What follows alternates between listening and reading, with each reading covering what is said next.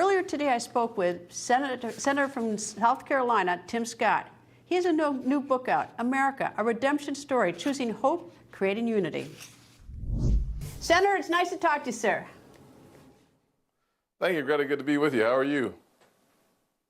I'm very well. Okay, you've got a great new book out called America, A Redemption Story. It's a great read, and so I wanted to talk to you about it. You and I have talked many times, but and I've gotten to know you very well over the years. But I got to tell you, I read your book and I thought, I wish I could have interviewed your grandfather. He would have been a great interview. Yeah, my grandfather.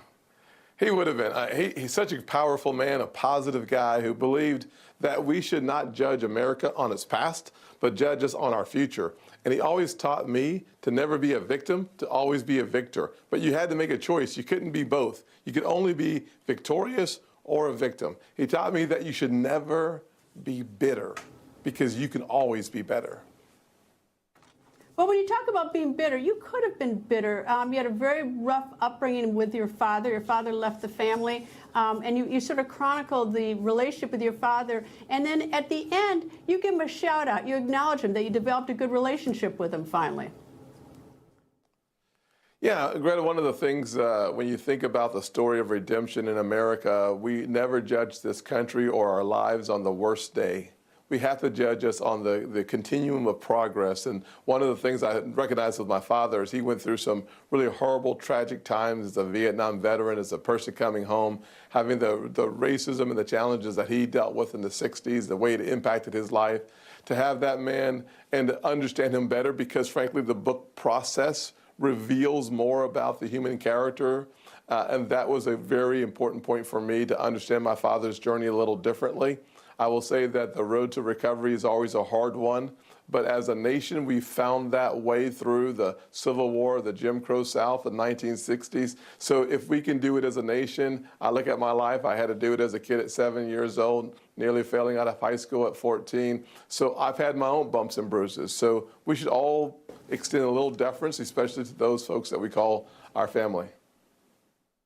All right, when you talk about how difficult it is, so it's particularly difficult, I imagine, as being a conservative African-American. And you even put in your book about how Joy Reid at MSNBC said the most unthinkable things about you, calling you, says, you've got to love Tim Scott, standing there to provide the patina of diversity. She said, her voice dripping with disdain because you were at a press conference on something having to do with minimum wage or something. I mean, she's gone after you. She's an African-American.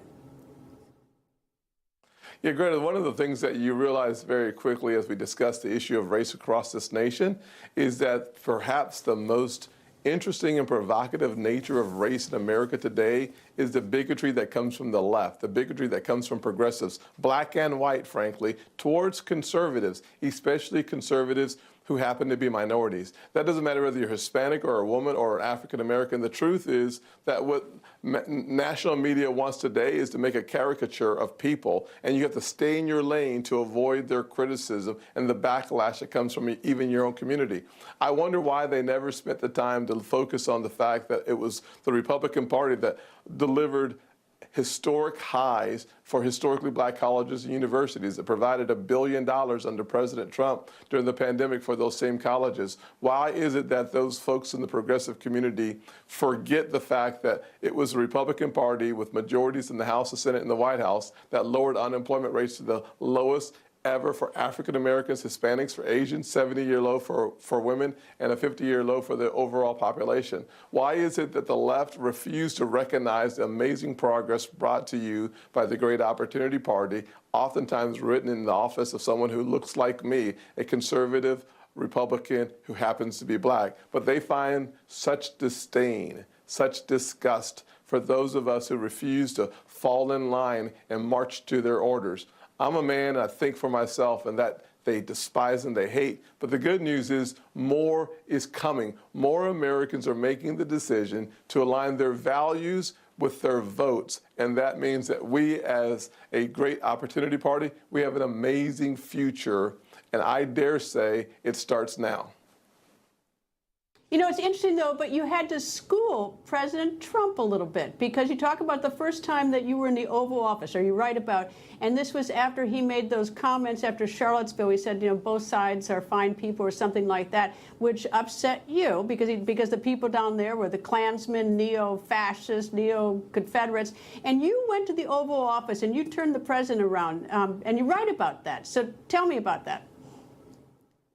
Yeah, there's no doubt that that was really an uncomfortable position to be in. If you read my book, America Redemption Story, one of the things you'll hear is that 8-minute ride to the White House from the Capitol was a miserable 8 minutes, and how we tried to divert our attention because the challenges of talking to the president about an area of disagreement never really works out for the person coming into the Oval Office. But this turned out to be a very different occasion, where President Trump listened to my story on the issue of race. He was empathetic and he had deference, and he listened for 30 minutes without uttering a word.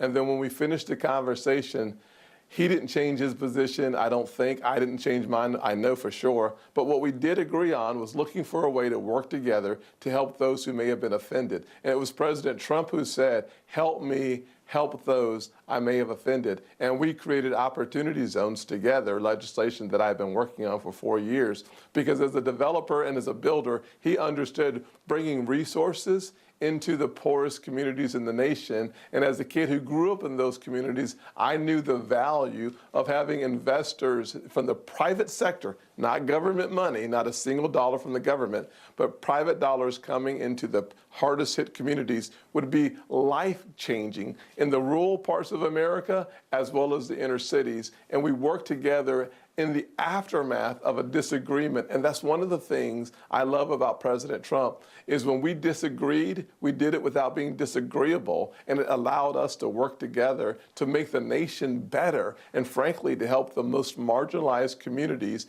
in this nation. We did that together. And that's one of the reasons why I focus on creating unity in the story of redemption, the book that I wrote about America. And in the book, you also, in the acknowledgments, you say, Kevin McCarthy, minority leader, that you acknowledge him. You say, Kevin McCarthy, you believed in me when no one else would. What did you mean by that? Yeah. Well, Kevin is such a dear friend of mine, and certainly a powerful voice in Congress, the most powerful voice, in my opinion, on our side of the aisle in the House. When I was running for Congress, just think about it, back in 2010, here I am in Charleston, South Carolina, the start of the Civil War, running against Strom Thurmond's son and the namesake of the most popular governor in my lifetime, Governor Carroll Campbell's son, Carroll Campbell III. And the only person who stepped up to the plate and invested in my campaign and came out in support for me from Washington was Kevin McCarthy. And that formed a healthy bond and a great friendship. And to this day, I always remember those who were there when I had no chance at all. But it was the evolution of the Southern heart at home, where people judged me based on the content of my character, not the color of my skin. That is an untold story that I actually tell in my book. Kevin McCarthy was a part of that story. All right, one last question. It's not in your book, but you told me once, are you still a Hootie the Blowfish fan? I am. Greta, you have a great memory. I am a big fan of Darius Rucker, who's now a country singing star.